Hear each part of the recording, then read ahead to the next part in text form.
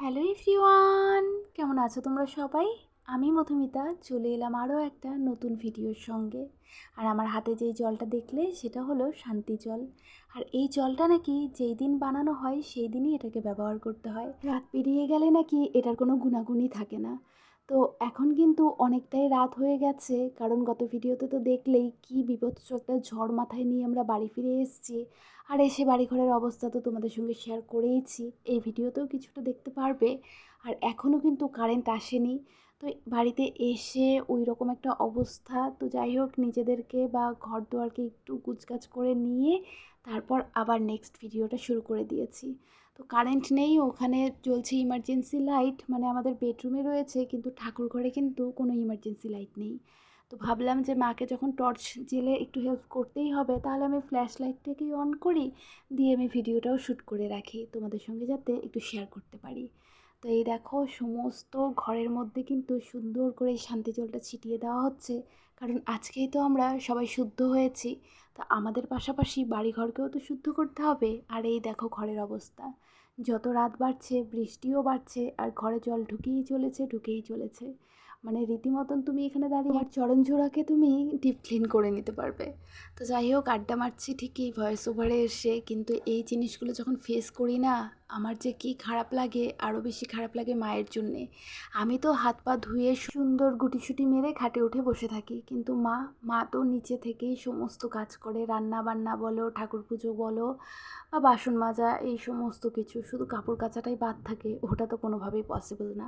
আজকের দিনে দাঁড়িয়ে আমাদের মতন মানুষের একটা বাড়ি তৈরি করা শুধু একটা স্বপ্ন হয়েই থেকে যায়, যে 2-4 পয়সা ইনকাম হয় সেটা দিয়ে সংসারে আমরা দুজনে মিলে খাবো, না গায়ে কাপড় পরবো, তারপরে আবার বাড়ি বানানো। সে যদি পসিবল হতো তাহলে দেখো তো আমরা কি এরকম জলের মধ্যে থাকতাম। রান্নাঘরের দরজাটা খোলার সঙ্গে সঙ্গে দেখছি একটা সিঁড়ি পুরোপুরি ডুবে গেছে, আর একটা সিঁড়ি মোটামুটি আধ ঘন্টাও হয়তো লাগবে না, তার আগেই ডুবে যাবে।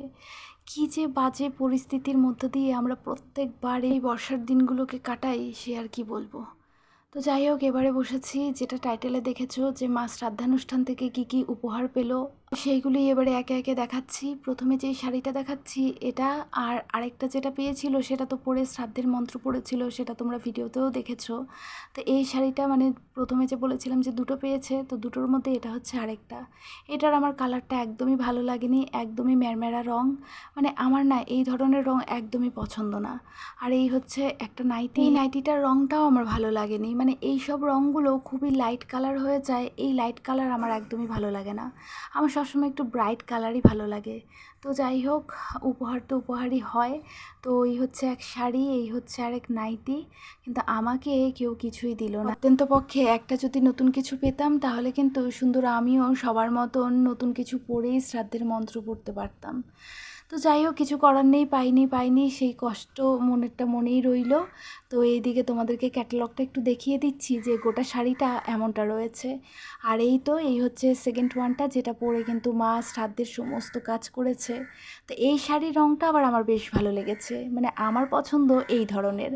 দেখো বাবা যেহেতু নেই, অলরেডি মা নিজের জীবন থেকে লাল রঙটাকে তো টোটালি বাদ দিয়ে দিয়েছে, তারপর যদি এই ধরনের ম্যারমেরে রং পরে কেমন লাগে বলো তো।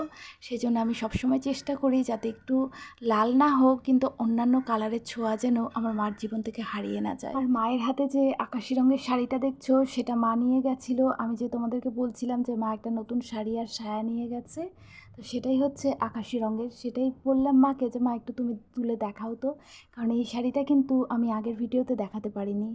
তো এই হচ্ছে সেই শাড়ি, এইটাও দেখো রঙটা কি সুন্দর, একদম ব্রাইট।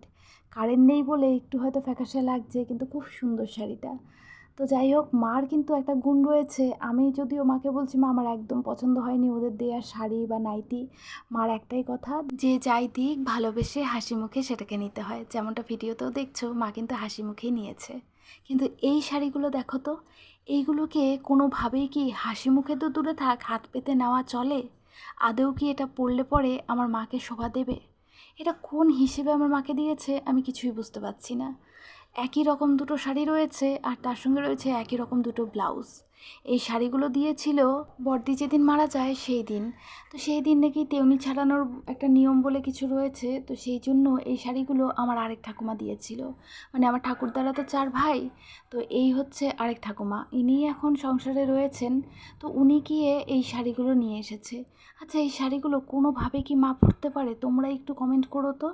তো যাই হোক, এইগুলো কিন্তু আমার মা পরেনি, আমার মা নিজে থেকে আবার নতুন করে কিনে তারপর দিয়ে পড়েছিল, এইগুলো গায়ে তোলে। যাই হোক, আজকের ভিডিও এখানেই শেষ করছি, একরাশ মন খারাপ নিয়ে আবারও। তোমরা সবাই ভালো থেকো, সুস্থ থেকো, তোমাদের সঙ্গে আবারও দেখা হবে ঠিক সন্ধ্যে 7:35-এ। আজ তবে আসি, টাটা।